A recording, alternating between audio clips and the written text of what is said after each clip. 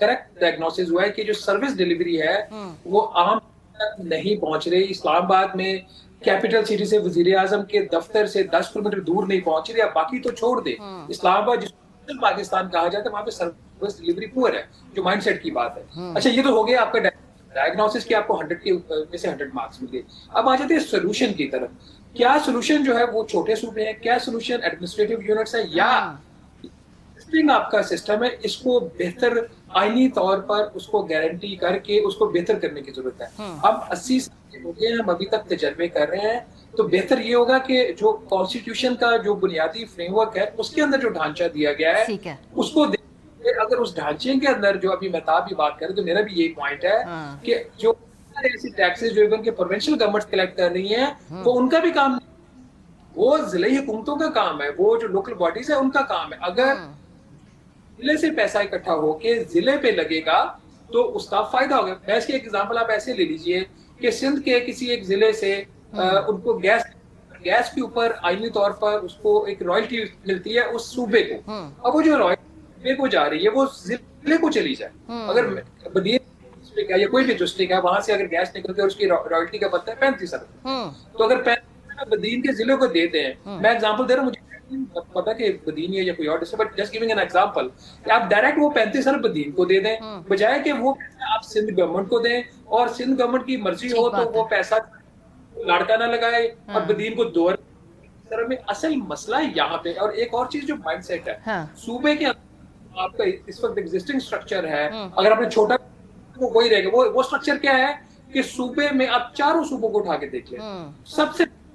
वही शख्सियात है। एक का नाम होता है वजीर आला, ओहदे का चीफ सेक्रेटरी, ठीक है,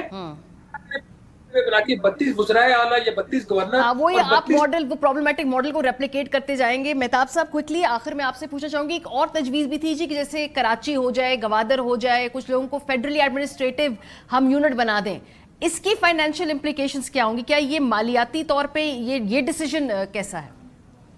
देखिए, बुनियादी तौर पर मेरा इसमें मौक़िफ़ ये है कि आप जो भी सिस्टम बनाएं, 2 चीजें जो है ना उसके अंदर बड़ी इंपॉर्टेंट है।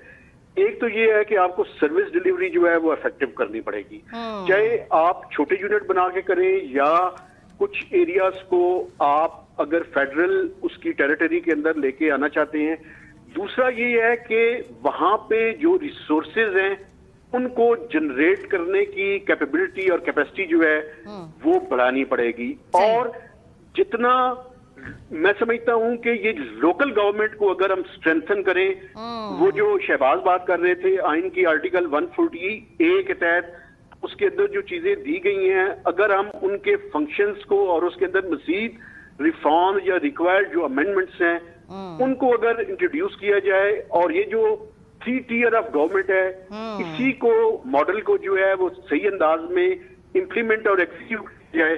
तो मैं समझता हूं कि ये ज्यादा बेहतर है, बजाय इस तरह के कि जिस तरह से इस मुल्क में जमहूरियत का हाल किया गया है उस तरह से ये सूबों को भी जो है वो एक यानी उसको एक कंट्रोवर्शियल हम ना करें, बल्कि इसको इफेक्टिव सर्विस डिलीवरी के उन्वान से देखें कि जो इफेक्टिव सर्विस डिलीवरी को इंश्योर करता है उस मॉडल को करें, बजाय नए और वो मॉडल मौजूद है, वो मॉडल मौजूद है क्योंकि आइन के अंदर ये सारी प्रोविजंस हैं, उसको उस पर इम्प्लीमेंटेशन नहीं होती, बजाय इसके कि आप नई कानून साजी करें और नई तोड़फोड़ करें।